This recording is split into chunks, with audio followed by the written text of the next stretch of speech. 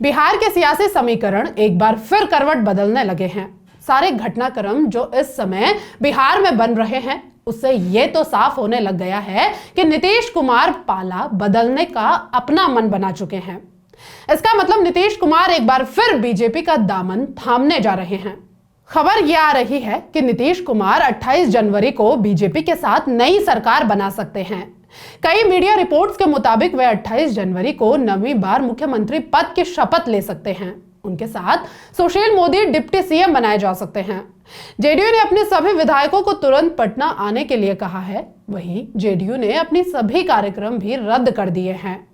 28 जनवरी को पटना में महाराणा प्रताप रैली थी, उसे भी रद्द कर दिया गया है। वहीं दूसरी तरफ बीजेपी के तमाम नेता दिल्ली में हाईकमान के साथ सिलसिलेवार मीटिंग कर रहे हैं। सुशील मोदी बीजेपी के राज्यसभा सांसद हैं और वो 15 जुलाई 2017 से 15 नवंबर 2020 तक बिहार के डिप्टी सीएम रहे हैं।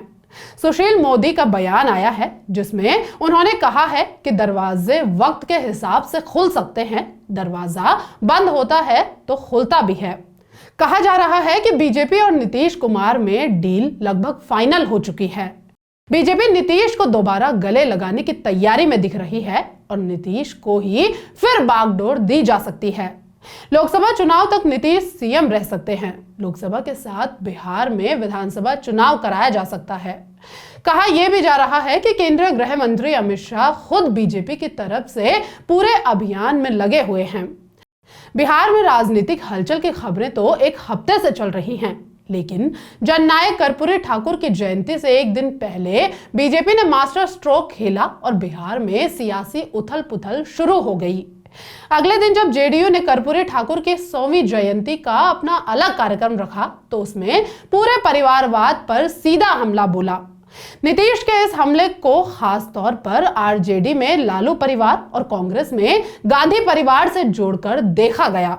हालांकि आरजेडी अंतिम समय तक नीतीश को मनाने की कोशिश में है, लेकिन इसके साथ ही प्लान बी पर काम करने लग गई है। सरकार पर संकट की स्थिति में आरजेडी हाईकमान जादुई आंकड़े को जुटाने की कवायद में भी लगा है। जानकारी मिल रही है कि आरजेडी ने जीतन राम मांझी के बेटे संतोष मांझी को डिप्टी सीएम का ऑफर किया है। बिहार में सरकार बनाने के लिए 122 सदस्यों की जरूरत है। नीतीश की जेडीयू के साथ छोड़ने की स्थिति में लालू की आरजेडी को सरकार बनाने के लिए केवल और केवल 8 विधायकों की जरूरत होगी। नंबर गेम के हिसाब से आरजेडी 79 सीटों के साथ बिहार की सबसे बड़ी पार्टी है। अब आरजेडी कई विधायकों से संपर्क कर रही है, जिनमें जीतन राम मांझी की पार्टी के 4 विधायक हैं। फिलहाल मांझी एनडीए का हिस्सा है। कहा जा रहा है कि लालू यादव ने मांझी की पार्टी को उप मुख्यमंत्री का ऑफर दिया है। अगर वो फिर से महागठबंधन में आते हैं तो उनके बेटे संतोष मांझी को डिप्टी सीएम पद और 3 से ज्यादा लोकसभा सीटें दी जा सकती हैं। पिछले काफी समय से कहा जा रहा था कि नीतीश इंडिया गठबंधन से नाराज चल रहे थे, क्योंकि गठबंधन में शामिल होने के 1 साल बाद ही नीतीश कुमार विपक्षी एकता में जुट गए थे। उन्होंने विपक्ष के 28 पार्टियों को एकजुट किया और इंडिया ब्लॉक को एक मंच पर लाए थे। नीतीश ने जून 2023 में पटना में पहली बैठक की थी। हालांकि जब गठबंधन में चेयरमैन की बात आई तो यह जिम्मेदारी कांग्रेस अध्यक्ष मल्लिकार्जुन खड़गे को सौंप दी गई।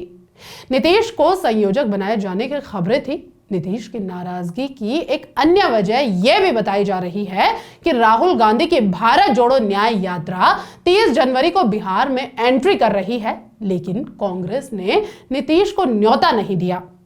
बिहार में 2 साल से भी कम समय में राजनीतिक उठापटक हो रही है।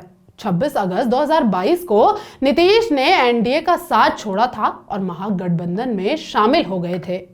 नीतीश ने 8वीं बार सीएम पद की शपथ ली थी। अगर वो दोबारा शपथ लेते हैं तो वो इस बार 9वीं बार मुख्यमंत्री बनेंगे, जो अपने आप में एक रिकॉर्ड होगा।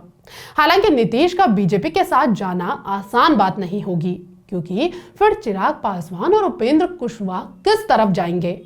और तो और इस बार विधानसभा अध्यक्ष आरजेडी की तरफ से है। अब देखना यह होगा कि बिहार की राजनीति किस तरफ करवट लेती है। सभी की निगाहें इस समय बिहार पर लगी हुई हैं। फिलहाल इस वीडियो में बस इतना ही। आपकी इस खबर पर क्या राय है हमें कमेंट बॉक्स में जरूर बताएं। अगर आपको हमारा ये वीडियो पसंद आए तो इसको लाइक करें, सब्सक्राइब करें और शेयर करना ना भूलें। चैनल को ज्वाइन करके आप हमें सपोर्ट भी कर सकते हैं। नमस्कार।